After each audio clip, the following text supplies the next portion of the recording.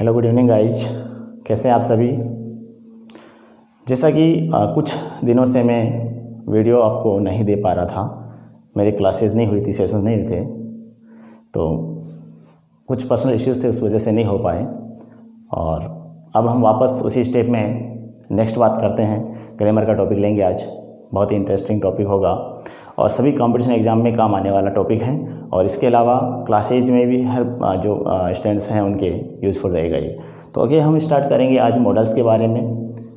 जैसा कि दोस्तों, चैनल यदि आपने अभी तक सब्सक्राइब नहीं किया तो सब्सक्राइब कर लें और वीडियो ज़रूर देखें, अंत तक देखें। आपको बहुत बहुत अच्छी चीज़ें मिलने वाली इस वीडियो के माध्यम से और नई नई बातें आप सीखेंगे। जैसा कि मॉडल्स के बारे में पहले से भी आप जान रहे हैं तो बहुत अच्छी बात है, फिर भी यदि जान रहे हैं तो नेक्स्ट अपन उसमें आप क्या कर लेंगे, नई बात जो मैं दूँगा आपको, नई बात जो मैं बताऊँगा वो आप सीख लेंगे। इसके अलावा यदि आपका टॉपिक ये यदि आपका कम पढ़ा हुआ है या मान लो नहीं पढ़ा हुआ है तो उसमें आप हर बात को सीखेंगे।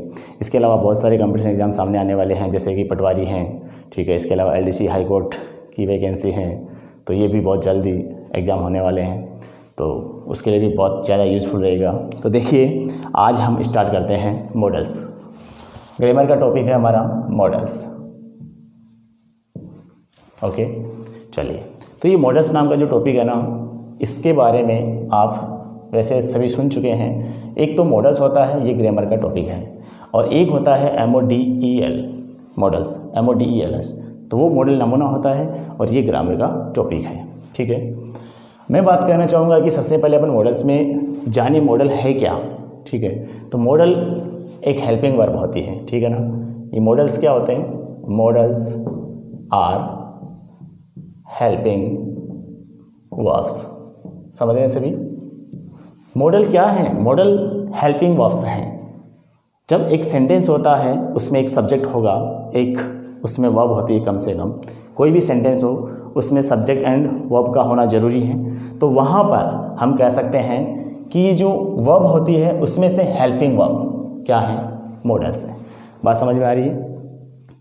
मैं आपको बता दूं कि RBC बोर्ड है ना, जो राजस्थान माध्यमिक शिक्षा बोर्ड अपना अजमेर, तो उसमें कक्षा 10th के अंदर जो क्वेश्चन पूछे जाते हैं उसमें क्या होता है कि मॉडल्स के बारे में कम से कम आपके 5 क्वेश्चन पूछे जाएंगे, 4 क्वेश्चन पूछे जाएंगे, सॉरी। उसमें आपके 5 आपके ऑप्शंस रहेंगे, उसमें से आपको फिलअप करना होता है। या फिर कोई दूसरा तरीका, जैसे कि आगे लिख देंगे ब्रैकेट में, वैसे भी हो सकता है, बट ऐसे भी होता है।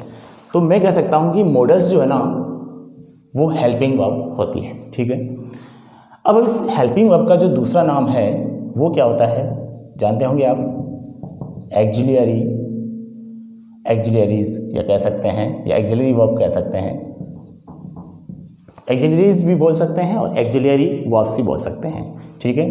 यह सहायक क्रिया होती है। हेल्पिंग वर्ब का दूसरा नाम क्या होता है? एक्जिलियरी वर्ब्स, या अपन कहें एक्जिलियरीज भी कह सकते हैं, ओके। तो ये एक्जिलियरीज जो है ना, ये इसके काइंड्स कितने होते हैं, कितने प्रकार की होती है, ये आपको समझना बहुत जरूरी है। देखिए, अगर आप ग्रामर को किसी भी टॉपिक को यदि आपने परीक्षा की तर्ज पर, यानी उसका टारगेट एक एग्जाम का बनाकर के यदि आपने सीखना चाहा तो आप इसमें सही ढंग से हर बात को नहीं सीख पाएंगे। बट मैं ऐसा बोलूं कि यदि आप सीखने के मूड से, केवल कि मुझे टॉपिक सीखना है, मुझे टॉपिक में पारंगत होना है, उस अकॉर्डिंग यदि आप कोई बात को लेते हैं, उस अकॉर्डिंग यदि आप अपनी स्टडी करते हैं तो बिल्कुल आप आसानी से सीख जाएंगे। तो हम आगे कहेंगे कि जो एक्जिलियरीज है ना, इसके 2 प्रकार होते हैं। एक्जिलियरीज के कितने प्रकार होते हैं? 2 प्रकार होते हैं। पहला जो प्रकार होता है वो प्राइमरी एक्जिलियरी वर्ब होता है। क्या नाम होता है भाई? Primary auxiliary verb, primary auxiliary verb.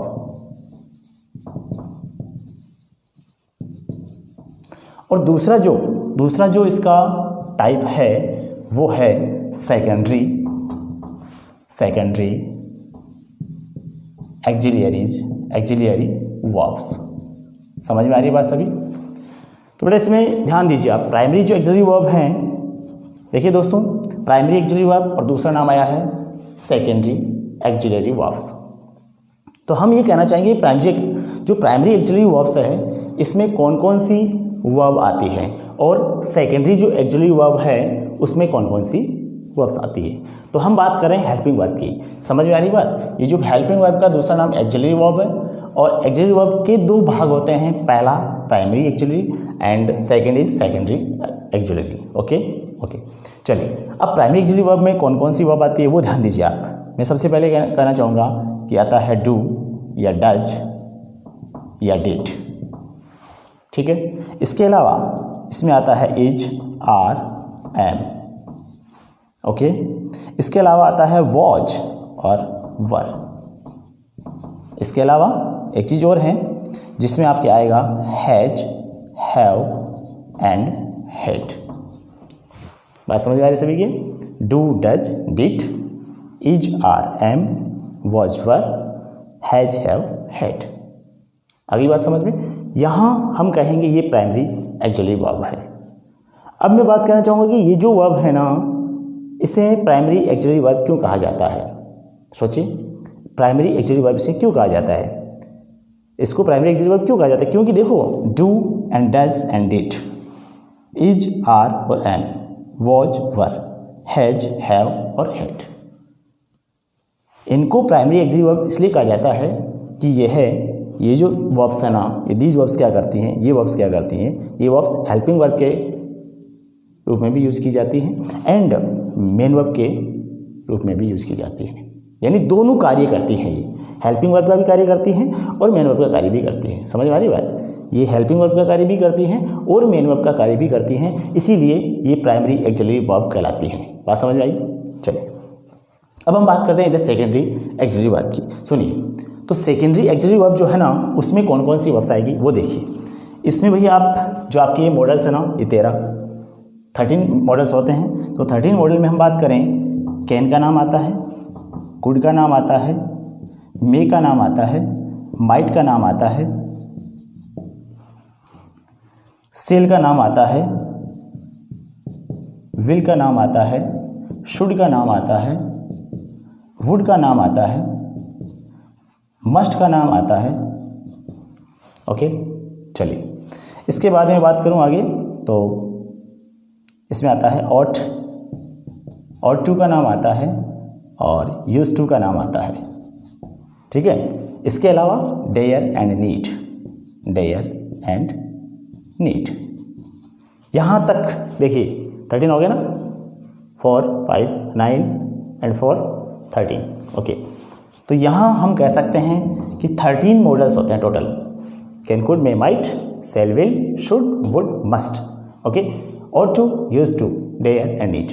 देखिए एक बात मैं आपको बताना चाहूँगा कि जो ये ऑट टू है, ठीक है ना, क्या ऑट टू, ऑट टू में मान लो ये टू वहाँ लिखा हुआ आता है, यदि ब्लैंक के बाद में टू लिखा हुआ आता है तो आपके लिए बहुत ज़्यादा ईजी हो जाएगा, क्योंकि या तो ऑट टू आएगा या यूज टू आएगा। समझ आ रही बात, या तो ऑट टू आएगा या फिर यूज टू आएगा। ओके, ठीक।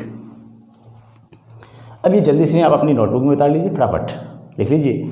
इसमें क्या होता है कि हर बात को हम नोट डाउन करते हैं तो उससे ज़्यादा फ़ायदा है, क्योंकि जो देखी हुई बातें होती है, सुनी हुई बातें होती है, वो ज़्यादा समय तक हमारी मेमोरी में नहीं रह पाती। आप सभी समझदार हैं और इसके लिए आपको क्या करना होता है, लिखना होता है। ओके, चलिए लिख लीजिए।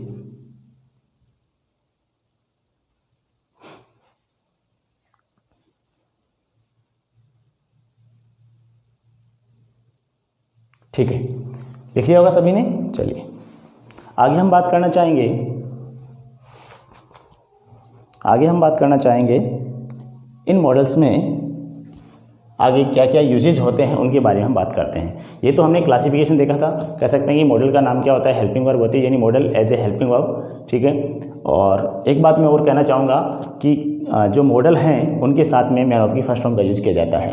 बट अगर मान लो उसमें जैसे कि मैंने यह कह दिया, जैसे मस्ट कह दिया, तो मस्ट के साथ में फर्स्ट फॉर्म आएगी। ओके, सेल के साथ में फर्स्ट फॉर्म आएगी, बट मस्ट हैव आ जाता है ना, या वुड हैव आ जाता है, तो वहाँ पर थर्ड फॉर्म का यूज भी किया जाता है, वो बात अलग है, ठीक है।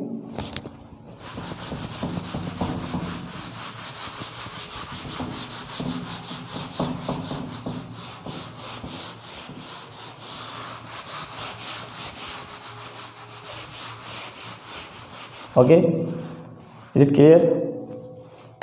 चलिए देखते हैं आगे, यूजेज की बात करते हैं।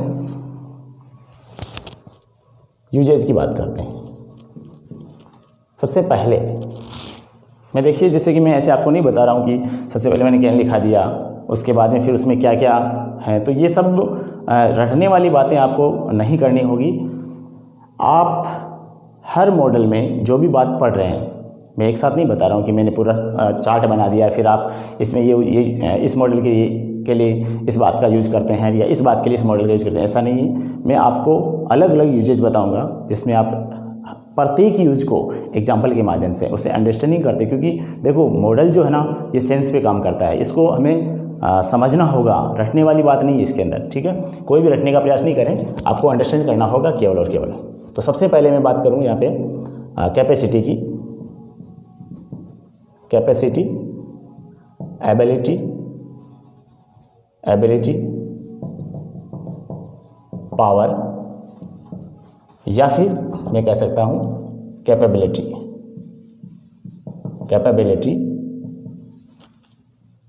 देखिए कैपेसिटी क्या होता है? क्षमता होता है। हिंदी में यदि हम कैपेसिटी की बात करें तो कैपेसिटी का मतलब क्या होता है? क्षमता। एबिलिटी मीन्स क्या होता है? योग्यता। पावर मीन्स क्या होता है? शक्ति। एंड कैपेबिलिटी का मतलब क्या होता है? सामर्थ्य। ठीक है। आप इंग्लिश के वर्ड आपको देखने हैं, कैपेसिटी CAPACITY होता है। हिंदी का आप ज़्यादा वो नहीं देखे ध्यान से, इतना तो मैं आपको कह रहा हूँ। Capacity, ability, power and capability. English की स्पेलिंग पे ध्यान रखना है, हिंदी में अगर चले जाओ तो आप देख लें इस बात को, ठीक है। तो ये होता है आपका योग्यता। एबिलिटी मीन्स क्या होता है बेटा? योग्यता। ध्यान दीजिए यहाँ पे सभी, देखिए guys, capacity, ability, power and capability, ऐसा सेंस देने वाले जो भी सेंटेंस है उनमें आप किसका यूज करेंगे, अब किस मॉडल का यूज करें वो हमें देखना है। सेंटेंस आपको पहले समझना है कैपेसिटी का है, एबिलिटी का है, पावर का है, कैपेबिलिटी का है। अगर इनमें से कोई सा भी सेंटेंस है, कोई सा भी वाक्य हैं, तो उस समय आप किसका यूज करेंगे? आप यूज करेंगे कैन का एंड कुड का। दो मॉडल काम आएंगे यहाँ पे, कैन भी आ सकता है, कुड भी आ सकता है, लेकिन कैन का यूज करेंगे हम प्रेजेंट में। आपने टेंस पढ़े हैं तो कैन का यूज करेंगे प्रेजेंट में एंड कुड का यूज करेंगे पास्ट में। ये बात आपको ध्यान में रखनी है। तो देखिए गाइज, जब भी आप कैपेसिटी का सेंटेंस आपके सामने आ जाता है, एबिलिटी का सेंटेंस आपके सामने आ जाता है, पावर का आ जाता है, कैपेबिलिटी का आ जाता है, तो उस समय आप बेहिचक, बिना ज़्यादा वो सोचे समझे आपको क्या करना है, कैन या कुड में से आपको यूज करना है।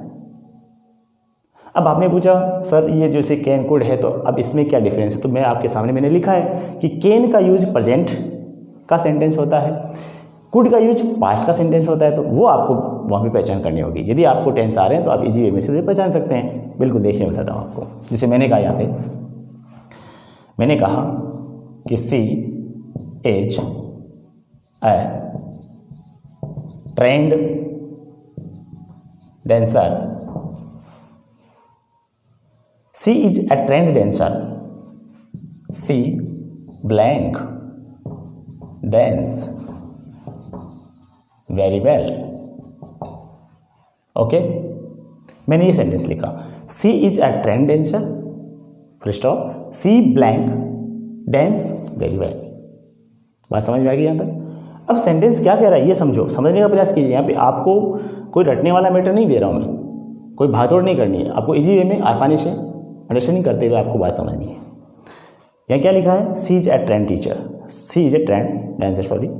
तो यहाँ आपने देखा, ये चीज़ नोट करो, ये क्या इंडिकेशन कर रही है? ये इंडिकेट कर रही है इज मीन्स प्रेजेंट टेंस। भाई इज आर एम किस में आता है? इज आर एम किस में आता है? प्रेजेंट टेंस में आता है। तो जब प्रेजेंट टेंस में आता है तो आपको क्या यूज करना होगा? कैन का यूज करना होगा। क्यों करना होगा? कि she is a trained dancer, वो एक प्रशिक्षित डांसर है ना, नर्तकी है।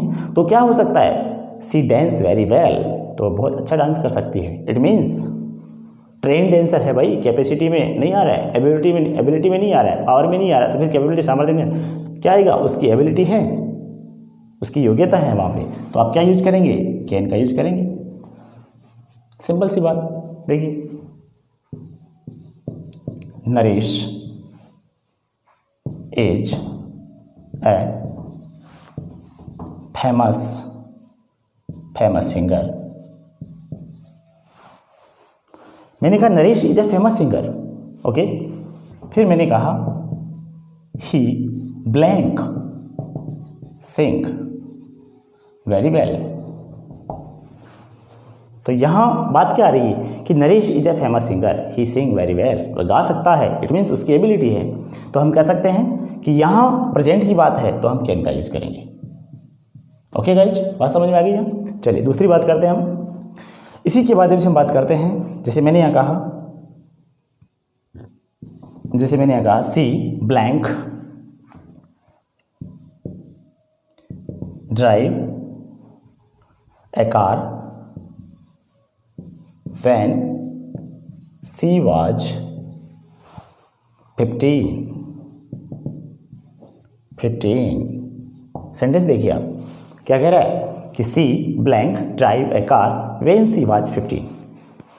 वो कार चला सकती थी जब वह 15 साल की थी। इट मीन्स यहाँ जो वर्ड आ रहा है वो क्या कह रहा है, वो कह रहा है कि ये पास्ट की बात है। किसकी बात है, पास्ट की बात आ जाइए। यहाँ पे पास्ट का मैटर किस में है, कुड में है, तो आपको आंसर क्या करना होगा, कुड। बात समझ में आई। पास्ट की बात है बट वह एक कार चला सकती हैं, इट मीन्स उसमें कार चलाने की एबिलिटी है, उसमें कार चलाने की हम कह सकते हैं कैपेसिटी भी है। ठीक है, ऐसा हम कह सकते हैं। देखिए जैसे मान लो मैंने लिखा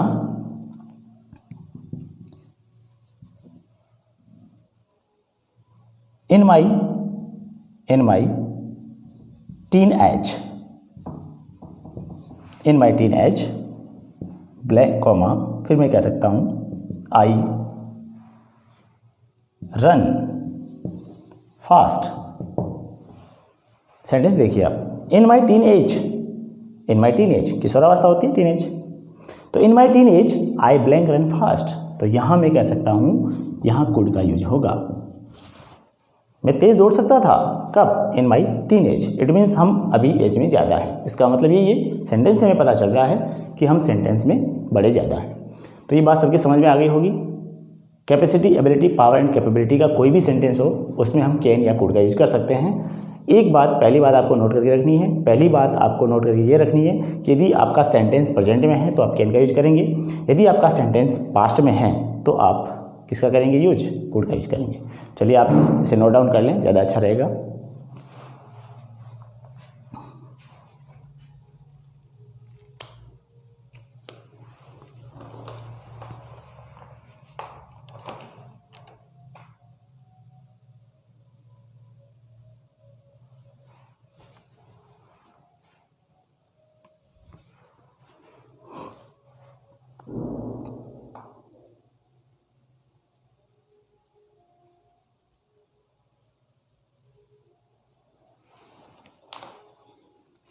लिख लिया होगा सभी ने। चलिए रफ कर देते हैं इसको। ओके, अब हम अगली बात करते हैं, इसी के बारे में नेक्स्ट बात करते हैं। देखिए एक एक बात का यहाँ पर आपको अंडरस्टैंड करना आपके लिए बहुत ज़रूरी है। रटने वाला मैटर इसमें नहीं है कुछ भी। मैं आपको पहले ही बता देता हूँ, मैंने आपको पहले बता भी दिया है और बता रहा हूँ कि आप मॉडल को रटने का प्रयास नहीं करें, क्योंकि अगर आप रटोगे तो इसमें कुछ भी नहीं सीख पाओगे। ओके, चलिए आगे हम बात करते हैं इसी स्टेप में। नेक्स्ट हमारी जो बात है, अगली बात हमारी देखिए नंबर 2। मैंने यहाँ पे कहा नेसेसिटी,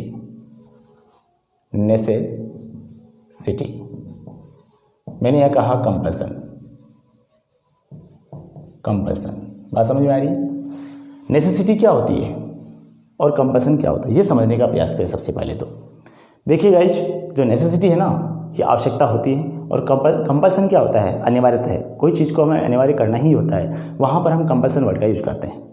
और नेसेसिटी जहाँ हमें आवश्यकता होती है उस बात के लिए।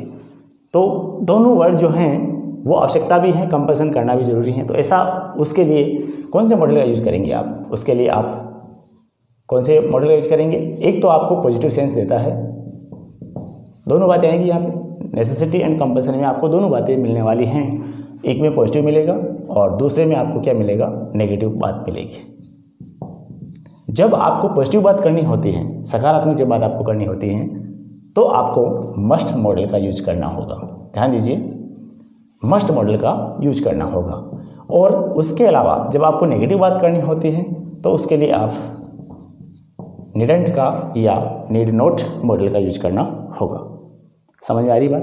चलिए, मैंने आपको ये बता दिया है कि नेसेसिटी एंड कंपल्सन का जब भी सेंटेंस में सेंस आता है, नेसेसिटी एंड कंपल्सन का जब भी सेंटेंस के अंदर सेंस आता है, उस समय आप यदि वो सेंस पॉजिटिव में है तो आप मस्ट का यूज करें, यदि वो सेंस नेगेटिव में है तो आप किसका यूज करें? डिडंट का यूज करें।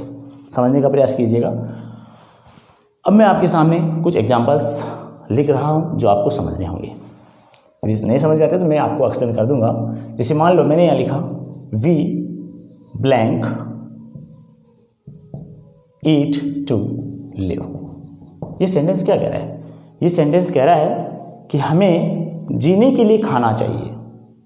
कौन सा सेंस है इसमें? सेंस आपका पॉजिटिव या नेगेटिव है? समझने का प्रयास कीजिए। हाँ, तो आप इसमें समझ गए होंगे कि जीने के लिए खाना चाहिए, इट मीन्स पॉजिटिव, नेगेटिव नहीं है। निडंट की आवश्यकता नहीं है जीवन के लिए, तो ये तो गलत बात हो रही।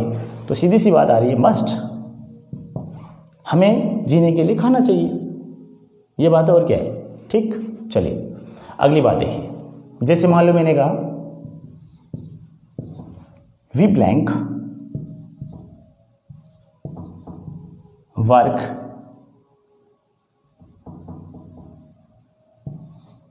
To earn money. ये सेंटेंस समझने का प्रयास कीजिए। We blank work to earn money. क्या पूछा है?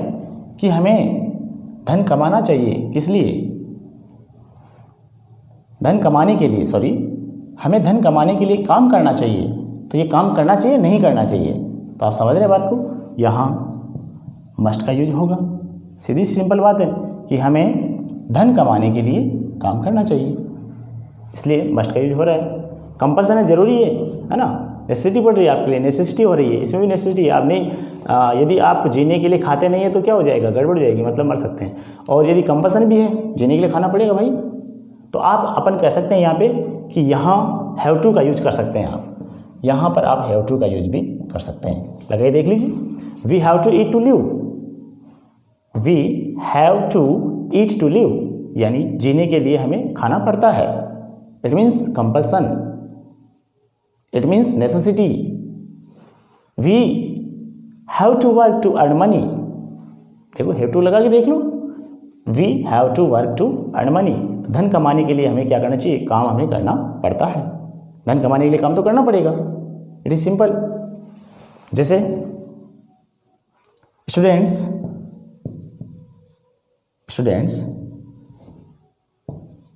come to school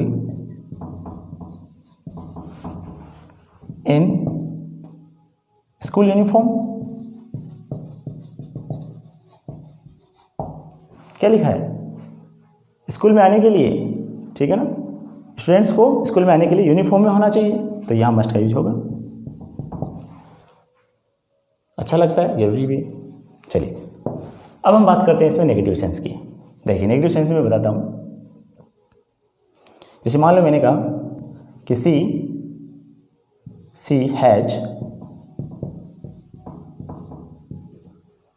has already, या ऐसे नहीं करते हैं,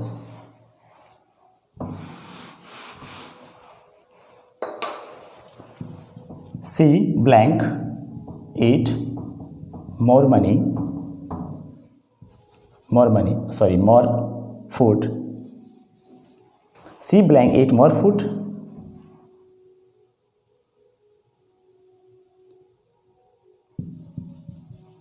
because she has already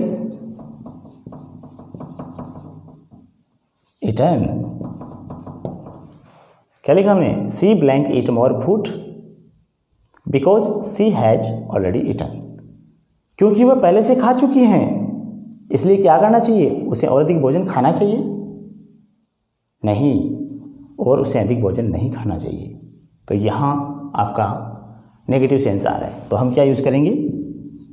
needn't. क्या यूज करेंगे? निडंट का यूज करेंगे। तो she needn't eat more food because she has already eaten.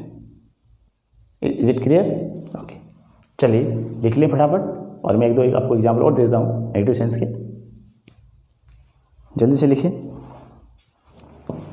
अगला सेंटेंस लिखता हूँ मैं, today is holiday, you blank go to work. ध्यान दें सभी, today is a holiday, today is holiday, आज छुट्टी है, today is a holiday. So you, so भी कह सकते हैं अपन यहाँ, कॉमा यू, एक ही बात है। तो today is holiday comma you needn't, आपको आवश्यकता नहीं है जाने की काम पर। और एक सेंटेंस और देता हूँ मैं यहाँ पे, जिसे मैंने यहाँ लिखा, you blank wash the dishes, they are cleaned. यानी you blank wash the dishes, आपको आवश्यकता नहीं है धोने की, किसे? डिशेज को। तो यहाँ क्या हो जाएगा? नीडंट हो जाएगा। यहाँ क्या हो जाएगा? Needn't. You needn't wash the dishes, they are cleaned, क्योंकि वे साफ सुथरी हैं, इसलिए उन्हें आपको आवश्यकता नहीं है धोने की, ठीक है, वॉश करने की आवश्यकता नहीं है। तो गाइज, मैंने आपको दो बातें बताई यहाँ पे, एक एबिलिटी कैपेबिलिटी एंड पावर, और दूसरा मैंने आपको नेसेसिटी एंड कंपल्सन बताया। आई होप ये जो बातें मैंने आपको बताई अच्छे से आपके समझ में आ गई होंगी। और फिर भी यदि कुछ कन्फ्यूजन रहता है तो वीडियो को दोबारा आप देख लीजिएगा, कोई दिक्कत नहीं है, फ्री ऑफ चार्ज है। सभी क्लासेज जो मेरी है वो एकदम फ्री ऑफ चार्ज हैं, आप समझ रहे इस बात को। और मैंने पहले भी आपको बताया है और आज भी मैं बता रहा हूँ, जिस मेरे भाई ने, जिस मेरे दोस्त ने और जिस गाइज ने अभी तक मेरे चैनल को सब्सक्राइब नहीं किया है, सबसे पहले चैनल को सब्सक्राइब करें, it is very important. And दूसरी बात है, वीडियो को लाइक करें, शेयर करें जितना हो सके, और रिस्पॉन्स मुझे देते रहें, जिससे कि मैं आगे का वीडियोज़ आपको और अवेलेबल करा दूंगा, उसमें कोई दिक्कत वाली बात नहीं है।